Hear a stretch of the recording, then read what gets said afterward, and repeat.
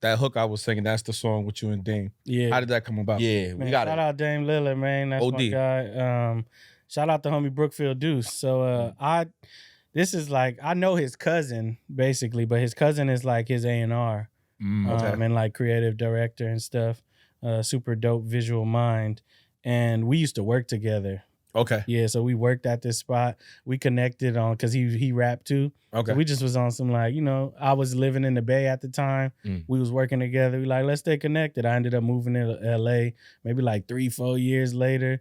I'm kind of getting my traction, doing what I'm doing. And he like, hey, Dame looking for a hook on this record. You smoked that shit. Yeah, and he sent it to me and he like, just do your thing. We're going to see what it do. And then so he sent it with Dame verses, and then I kind of just like built the hook around what he was talking about in the verses and shit.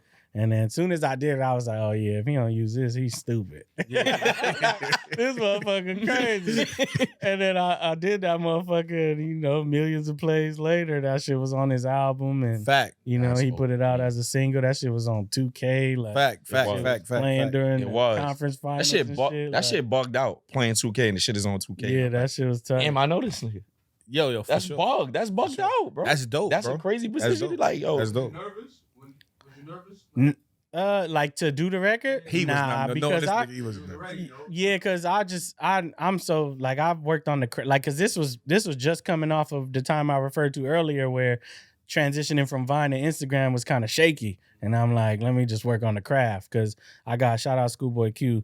I sat with him one time and he was like, you gotta do this shit every day if you really want it. And it's like even the day where you go in and you don't come out with nothing, then you better just get in the lab. So that was that time where I was just in the lab every day. So I'm so confident in my abilities at that time and now that it's like, nah.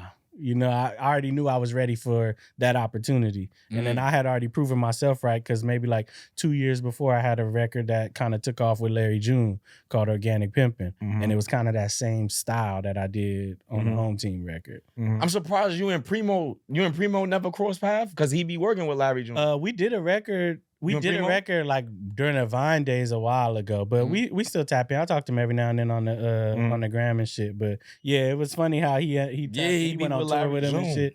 And he's starting to gain buzz because like I'm still starting to hear niggas in the city. he and got the some town shit going. He got talk some about shit Larry. going. Like Larry June got like a cult following. Shout out Primo Rice, man. Fact. Word. I did the song with him too. Yeah, exactly. Yeah, on that whole project because that was when he was just producing. He wasn't even he the wasn't artist even yet. rapping. The Keisha, I didn't even joint, know. right? Yeah, I didn't even know that he was rapping. He told me later on. He was straight producer at that time. Yeah, he was straight producing. And then after that, when I spoke to him and I was asking him about his producing, and he was like, yo, he think he about to just start fucking with the rap. And I'm like, oh. But him and Larry June kind of in that same Pusha kinda, P lane where Yeah.